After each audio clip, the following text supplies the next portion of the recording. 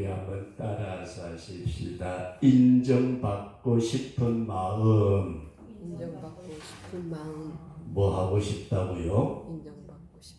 인정받고 싶으시면 아멘. 아멘. 인정을 다 받으셔야 돼요. 근데 누구나가 다 사람이라고 그러면은 인정을 받기를 원하는 마음들이 있습니다. 근데 문제는 오늘 마태복음 6장의 본문의 말씀에서 예수님께서 인정을 받으려고 하되 본문은 사람에게 보이려고 의로운 척, 잘난 척, 또 뭐라고 그럴까요? 잘하는 척, 행동하는 것에 대해서 경고하고 있다. 그런 말씀입니다. 사람들에게 인정받으려는 마음은 우리가 누구나가 다 가지고 있다는 사실을 알고 있습니다. 그래서 예수님이 사람에게 보이려고 하는 마음으로 하는 것을 굉장히 경계를 하시면서 구제할 때에 낫발을 불어서 사람들의 주목을 끌고 인정받으려고 하는 것을 이게 경고하고 있다. 다시 한 번 더 말씀드린다면은 사람들은 누구에게든지 인정받고 칭찬받는 것에 대해서 대단히 사모하고 있고 어떤 면에서는 대단히 귀한 일입니다. 그래서 몇 년 올해 조금 오래된 것 같긴 한데 칭찬은 고래도 춤추게 한다. 그런 책이 있었습니다. 칭찬은 고래도 춤추게 한다. 사람이 어떤 일을 할 때 격려해주고 칭찬해주고 공부를 지극히 못하는 놈이 있는데 어느 날 10점, 20점만 받다고 50점을 받아왔어요. 이야, 니 진짜 잘했다. 칭찬해주니까 얘가 그게 좋아가지고 더 열심히 해서 아주 공부를 잘하는 그런 사람이 되었다. 그런 얘기도 합니다. 그래서 이 칭찬을 받는다는 것은 대단히 귀한 일인데도 문제는 스스로 칭찬해 주기를 바라고 행동하는 것. 이걸 우리가 오늘 깊이 생각하시면서 우리는 특별히 예수님을 믿는다는 성도는 어떻게 살아야 될까? 이 부분을 우리가 한번 상고하시면서 저와 여러분들이 꼭 은혜될 수 있기를 바랍니다. 그래서 예수님이 우리에게 제일 첫 번째 말씀을 하시면 사람에게 보이려고 뭘 하지 말아라. 이걸 주님이 첫 번째 강조하고 있습니다. 사람들이 어떤 일을 하는 데 있어서 그 일 자체에 어떤 비중을 두고 일하는 것이 아니고 누가 보아주지 않느냐 여기에다가 비중을 두더라 그런 말씀이에요. 그러면 우리가 다시 한번 우리가 어떤 일을 함에 있어서 요게 일이 크냐 누가 보아주는 것이 크냐 어느 게 크죠?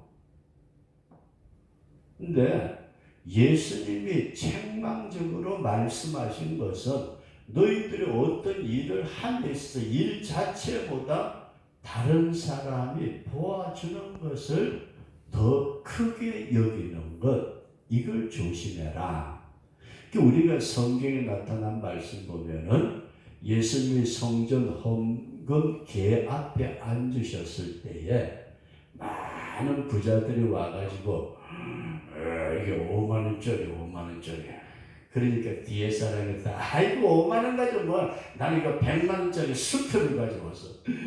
사람들 그런데 어떤 사람은 나는 우리 집에 있는 채선을 팔아가지고 1,000만 원을 가지고 사람들이 놀래가지고 쳐다보는데 예수님 그 모습 쳐다보셨대요.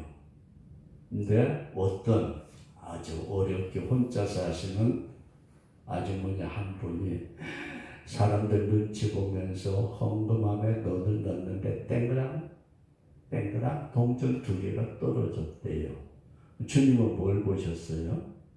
이 가난한 가부가 앞에 손자락하느라고 흔들어대면서 넣은 사람들보다 더 많이 넣었다.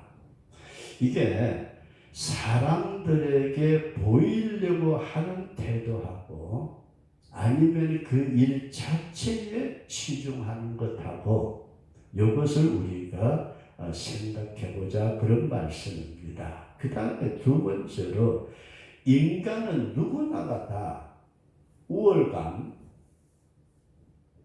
자존심을 가지고 있어요. 집사님, 자존심 상할 때 기분 되게 나쁘죠, 그죠? 근데 이 자기를 나타내고 자랑하고 싶은 그와 같은 마음들을 가지고 있는데 우리가 이것을 잘못 이해하게 되면 칭찬만은 전부 다 나쁘다 아니에요. 그 사람을 잘할 수 있도록 격려해주고 하는 것은 대단히 귀한 일인데 문제는 내가 네보다 나아. 나는 네보다 많이 해. 나는 너보다 능력이 있어. 자기의 우월감을 나타내기 위해서 어떤 일에 매진하는 것을 주님은 경계하고 있다. 그런 말씀입니다. 그래서 오늘 우리가 교회 안에서 보면은 여러 가지 직분이 있잖아요. 교회 안에서도 목사도 있고 뭐 여러 가지 직분이 있는데 그 직분이 대단히 중요합니다. 오후 시간에 말씀을 드리겠습니다. 성막의 기둥 금으로 쌓는데 대단히 귀한데 우리는 이 직분자가 일을 함에 있어서 대체적으로 3가지 경우를 봅니다. 첫 번째로는 의무감이에요. 나에게 이런 걸 맡겨주셨으니까 걔 목사가 천을 있지 건축원금을 하는데 아니 집사가 1,000만 한다는데 장로가 1,000명이 있지. 이게 의무감으로 일을 하는 사람들이 있더라 그런 말씀입니다. 이것은 그냥 자기 어떤 직분에 대해서 감당하고자 하는 마음이 좀 쓰리고 못하더라도 맡았으니까 그런 사람이 있겠고 그 다음에 두 번째로는 교회 일도 보이려고 누가 좀 그래도 목사님이 보고서 좀 칭찬이라도 해줘야지. 근데 목사가 보고서 찡하니 그냥 넘어가 버리면은 기분 별로예요. 근데 보이려고 하는 사람 이렇게 볼 수가 있는데 그 다음에 세 번째가 의무감도 아니고 보이려는 것도 아니고 하나님이 나에게 구원의 은혜를 베풀어 주셔서 누가 알아주든 알아주지 않든지 간에 이런 직분을 주신 것에 대해서 너무 감사하고 감격하고 뭐라고 표현할 수 없는 어떤 그런 심정으로 주님의 몸된 교회에 일을 한다면은 우리는 어떤 사람의 태도를 가지고 일을 해야 될까?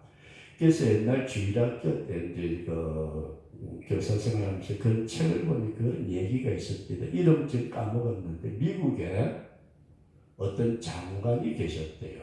근데 이 장관이 처음부터 장관을 한 게 아니잖아요. 대통령이 그분을 장관을 시키려고 애당스 씨 대통령 각하께서 어떻게 전화하셨습니까? 예, 귀하신 분인데 우리나라를 위해서 장관 좀 해주세요. 저 같으면 얼른 예약할 것 같아요.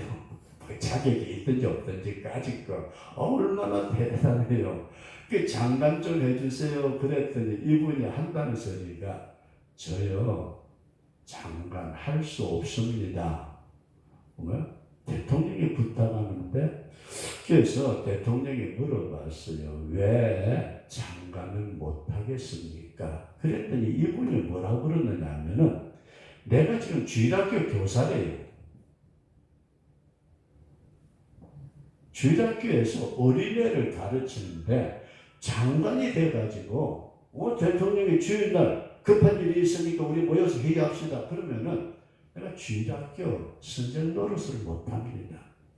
나는 장관보다는 주일학교 선생님이 하나님이 나에게 주신 직분이기에 세상에 대통령이 주는 것보다 더 귀합니다. 그랬더니 대통령이 그러셨대요. 무슨 일이 있든지 간에 주일학교 교사의 일은 하시고 그때는 뭐 세상 두 쪽이 나더라도 하시고 그 다음에 장관 일을 좀 해주세요. 그럼 오늘 우리가 이 일을 한다는 것은 대단히 귀한 일입니다. 저와 여러분들이 일 안 한다는 거 이건 문제예요. 성경에 보면은 일하기 싫거든 먹지도 말아라 할 정도로 또 하나님은 머리 대신 예수 그리스도 중심으로 교회가 몸의 지체고 각 지체의 부분들을 다 제각각의 일을 맡겨주셨는데 그것이 우리에게는 놀라운 축복의 은혜인데 어떡하자고요? 사람에게 보이려고 좀 하지 말아라. 이것이 마태복음 6장에 기록되어 있는 말씀이다. 우리 그렇게 기억할 수 있기를 바랍니다. 그 다음에 두 번째로 저와 여러분들이 무슨 일을 하시든지 간에 하나님이 반드시 보고 계신다. 하나님이 보고 계신다. 이걸 잊어버리게 되면은 사람들이 이상한 짓들을 해요. 우리 새선교회가 통합측이잖아요. 그죠? 지금 통합측 목사님의 어떤 사생활의 문제 때문에 난리가 났대요. 교회적으로 굉장히 시끄러운데 이 양반은 떳떳하다고 그러고 다른 사람들은 이런 증거가 있다고 그러고 이런 모습을 보면서 과연 하나님이 전체로 보신다고 생각하면은 어떤 모습을 띌까? 우리 사람의 눈은 얼마든지 가려울 수 있고 어떤 상황 속에 얼마든지 꾸밀 수 있는데 하나님이 보신다. 그래서 우리가 다니엘서 5장 이하에 나타난 말씀 보면은 다니엘서 5장 바벨론에 유명한 왕이 있었죠. 느부갓네살. 그 아들 벨사살이라는 왕이 있었대요. 벨사살 왕. 바벨론이라는 나라가 그때 당시에 대단한 나라였는데 그 느부갓네살 임금님이 예루살렘 성전에 모든 예루살렘에 합력하고 사람들을 붙들어 오고 그리고 예루살렘 성전의 모든 하나님을 섬기는 금, 은, 기명, 그릇들 다 바벨론에 갖다 놨어요. 근데 벨사살이 바벨론 자기 아버지 뒤를 이어서 왕이 되고 난 뒤에 이제 쭉 나라를 다스려 가다가 언제인지 모르지만 어느 날 왕이 잔치를 열었대요. 아주 왕이 큰 잔치를 열었는데 성경에 보면은 바벨론에 그릇이 없었겠어요. 이게 죽으려고 우리식으로 말한다면 환장한 거예요. 하나님의 성전에 쓰던 하나님을 섬기는 금그릇, 은그릇들을 가지고 오라. 뭐 하시게요? 그거 출장해야 돼. 야, 이 벨사살 임금이 자기 아버지 느부갓네살 임금 시대에 예루살렘 성전에서 가져와가지고 창고에 탁하게 놔둔 예루살렘 성전에 하나님을 섬기는 데 쓰던 그릇들을 전부 다 끄집어내가지고 술잔 삼아서 자 마시자 그러면서 금, 은, 돌 나무로 만든 우상들을 섬길 때에 막 아무개 신이 어떤 우상이 이렇게 할 때에 손가락이 나타났대요. 손가락이 벽에다가 탁 나타나가지고 글을 쓰는데 저게 뭐야? 술 마시던 사람들하고 임금이 놀래가지고 본데 손가락에다 글을 딱 썼는데 임금님이 자기 나라의 모든 사람들 불러가지고 이것 좀 읽어봐, 해석해봐. 모른대요. 그때 누가 와요? 다니엘이 들어와가지고 뭐라고 그래요? 왕은 당신의 아버지 느부갓네살 임금이 하나님 앞에서 교만하다가 7년간 짐승처럼 미치고 살다가 다시 하나님의 불사의 힘으로 왕이 되고 하나님을 높이고 그렇게 했던 모든 역사적인 사실을 알면서도 그 하나님을 섬기는 금그릇 은그릇을 가지고 당신이 술을 먹고 우상을 섬기니까 하나님이 손가락으로 글을 썼는데 메네 데겔 우바르신 하나님께서 왕을 달아보니까 틀렸대요. 모자랐대요. 그래가지고 어떻게 했어요? 네 나라를 나누어서 메대와 바사에게 주리라. 그 밤에 메대 바사에게 바벨론이 완전히 망하고 나라가 바뀌어버렸어요. 우리가 아무리 높고 낮고 그것이 문제가 아니고 하나님이 우리의 머리카락의 숫자까지 헤아리시는 그 세밀함으로 불꽃 같은 눈으로 이 세상의 모든 것을 지켜보고 계신다. 우리가 이를 생각할 때에 우리는 어떻게 생각해야 될까? 그래서 우리는 하나님께서 일의 어떤 양을 결과를 보시기보다 마음의 중심을 보신다. 이걸 잘 생각을 하시고 일의 결과보다 그 행하던 일의 중심, 마음이 어떻느냐. 제가 그런 얘기를 목회할 때 한 적이 있습니다. 헌금을 하는데 어떤 분이 100만 냈다, 1000만 냈다, 뭐 얼마를 했다. 교회 재정 장부에는 그 헌금의 액수가 많은 것으로 기록이 될지 모르지만은 하나님이 보실 때에는 정말 안 받을 것도 있을 것 같아요. 제 개인적인 생각이. 아까도 말씀드린 가부에 두렸던 것처럼 그 중심에 비록 액수는 많고 적고를 떠나서 드릴 때에 하나님이 보셨다. 그렇다면은 오늘 본문에 나타난 구제하는 바리새인들이나 서기관들 거기에 나타난 사람들이 구제의 나팔을 불면서 많은 밀가루를 갖다 놓고 퍼줄 때 가난한 사람들 머리를 12번 숙여가면서 고맙습니다. 고맙습니다. 얼마만큼의 양을 가지고 구제를 했느냐 하는 것이 중요한 것이 아니고 어떤 마음으로 구제를 했느냐 하는 말씀입니다. 그래서 하나님이 귀하게 보실 때는 어떤 것을 보시느냐고 봤더니 지극히 적은 소자에게 행한 것, 이걸 하나님께서 귀하게 보시더라.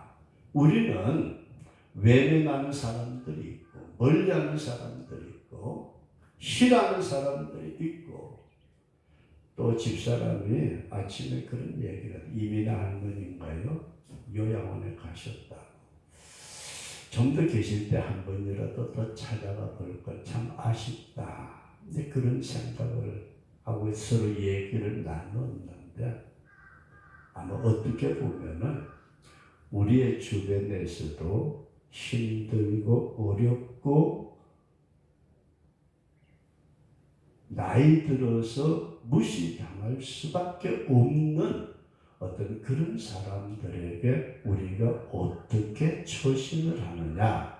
그래서 저와 여러분들이 꼭 기억하기를 원하는 것은 하나님은 그 중심과 그 삶에 심은 대로 반드시 갚으시는 하나님이시다. 근데 우리는 이 사실을 우리가 생각을 하면서 심판 두 가지라고 보는데, 심은 대로 심판하시는 하나님은 인생을 형벌을 하시는, 지옥을 보내시는 심판이 있고, 그 영혼을 불러서 천국에서 해처럼 빛나는 사람, 달처럼 빛나는 사람, 별처럼 빛나는데도 별과 별의 영광이 다르더라. 이게 그러면은 천당에도 계급이 있고, 아니면 전체적으로 다 아름다운 삶의 세계지만 그 가운데도 빛이 나는 사람들이 있을 것 같다. 우리가 지금은 상상하기 어려워요. 그래서 이걸 어떻게 보면은 보상이라고 말하는 상급.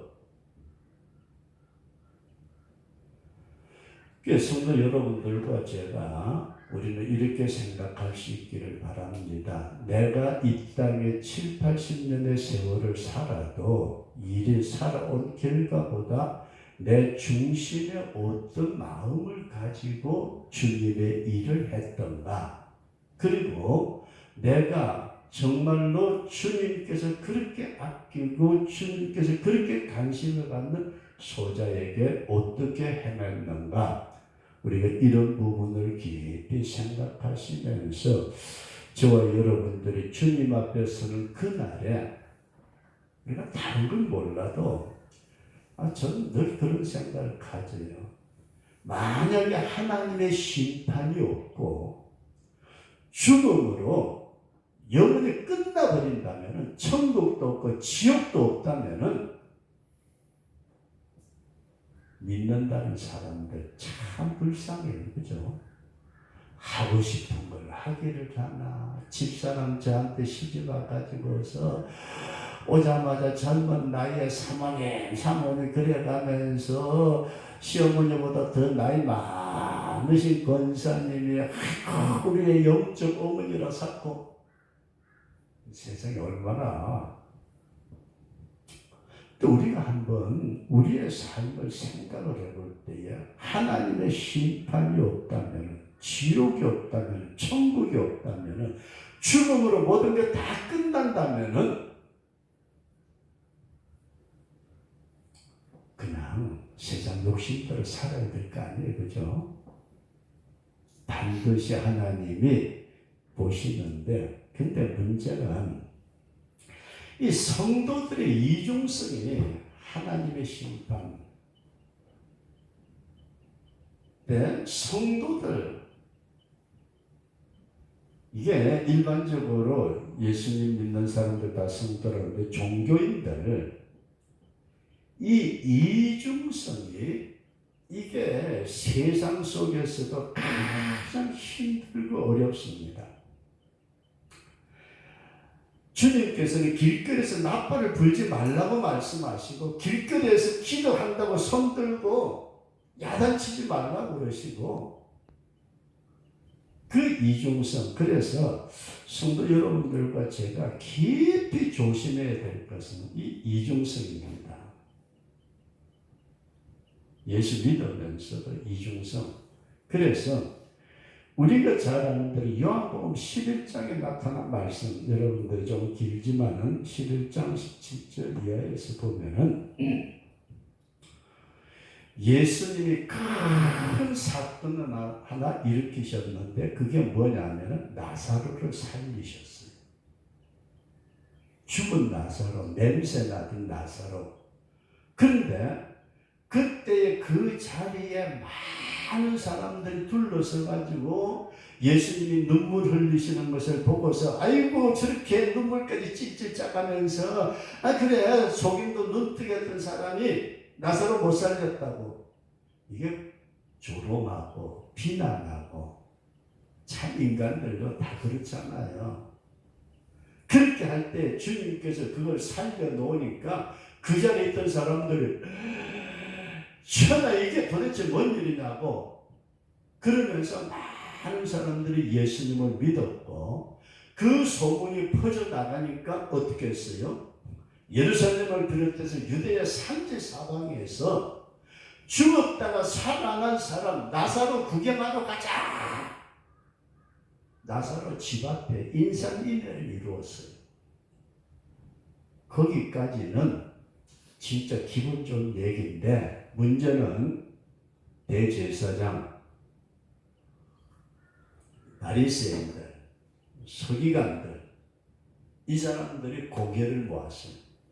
우리식으로 말하면 국회 같은 최고의 모임을 모아가지고 뭐라고 얘기를 하느냐면은 나사로 때문에 예수가 더 높아지고 저러다가는 로마 군인들이 쳐들어와가지고 예수 죽인다고 우리 민족을 반역하는 민족이라고 다시 치면은 우리 다 죽었다.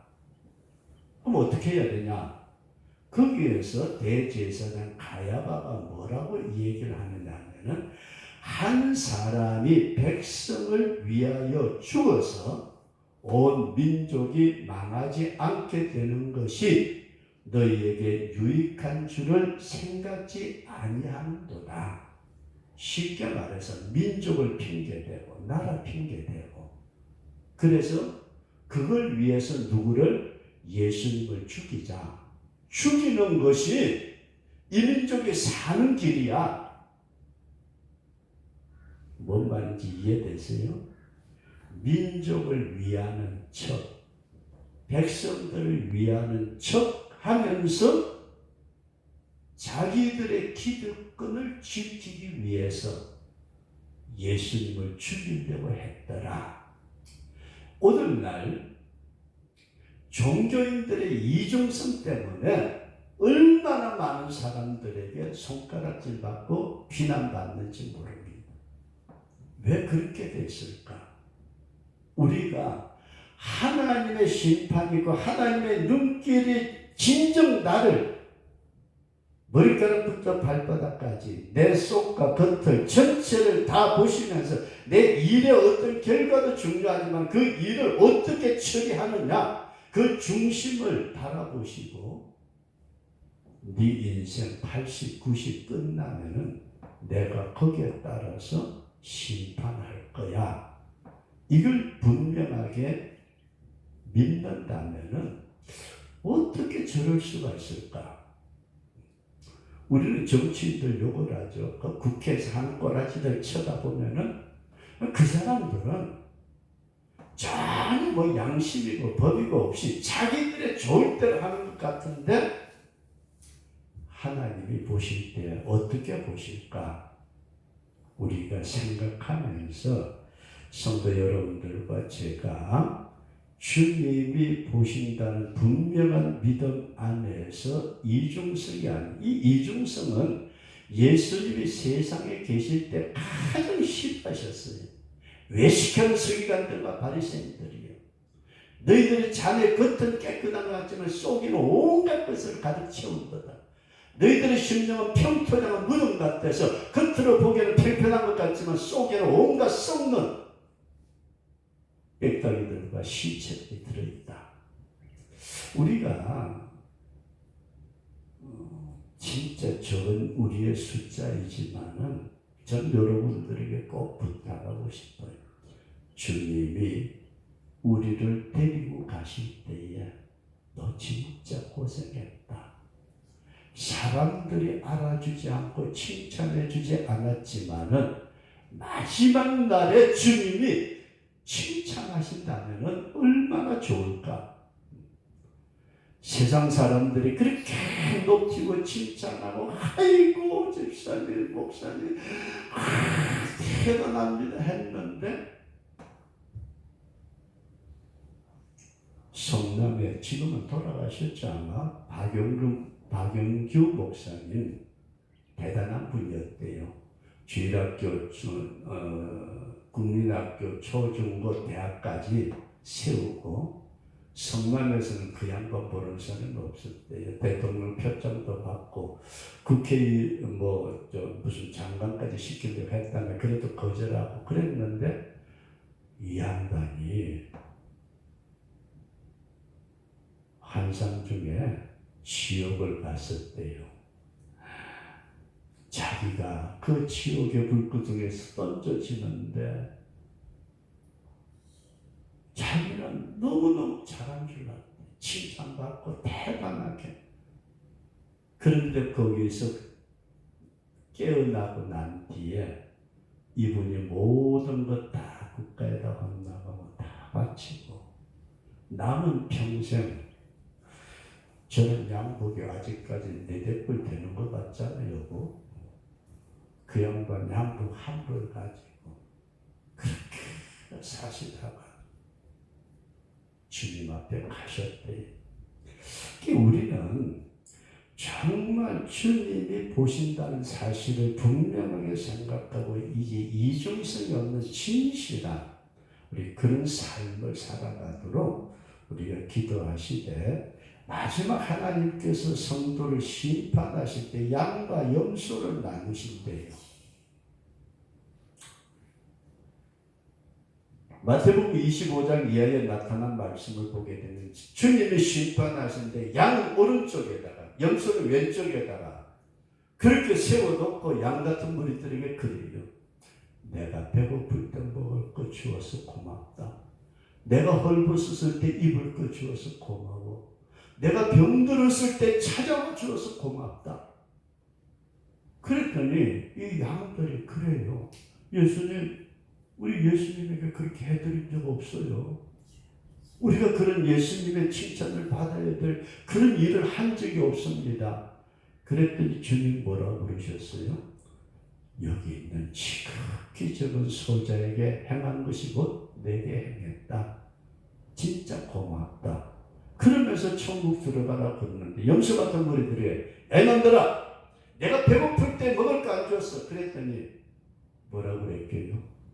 예수님 언제 배고팠었어요? 언제 밥 달라고 그랬어요? 예수님이 배고프다고 밥 달라고 그랬으면요 우리가 잔치를 벌렸을 겁니다. 주님이 크게 나타나는 것을 원하지 않고 지극히 적은 소자에게 행하지 아니하는 것에 대해서 주님은 책망을 하셨더라. 우리가 어떤 일 자체를 생각하기 전에 내가 어떤 중심으로 우리가 생각하시면서 마지막으로 성도 여러분들에게 칭찬받을 수 있는 성도가 꼭 될 수 있기를 바랍니다. 칭찬을 받으시되 사람에게 격려받는 것도 대단히 귀한 일이긴 합니다. 박 목사 제가는 그러면은 식주리 해가지고 내가 무슨 일을 해도 목회를 해도 시원찮아가지고 이렇게 푹 시부러질 텐데 그래도 우리 박 목사님 요즘 참 박 목사 요즘 하는 게 그러면은 왜 그런 것까지 그러면서 어깨가 조금 으쓱. 근데 성경은 우리에게 뭐라고 말씀을 하느냐 하면은 하나님이 칭찬하시는 것 그게 진짜다. 우리가 이런 생각을 가지시면서 오늘 말씀은 다른 거 없어요.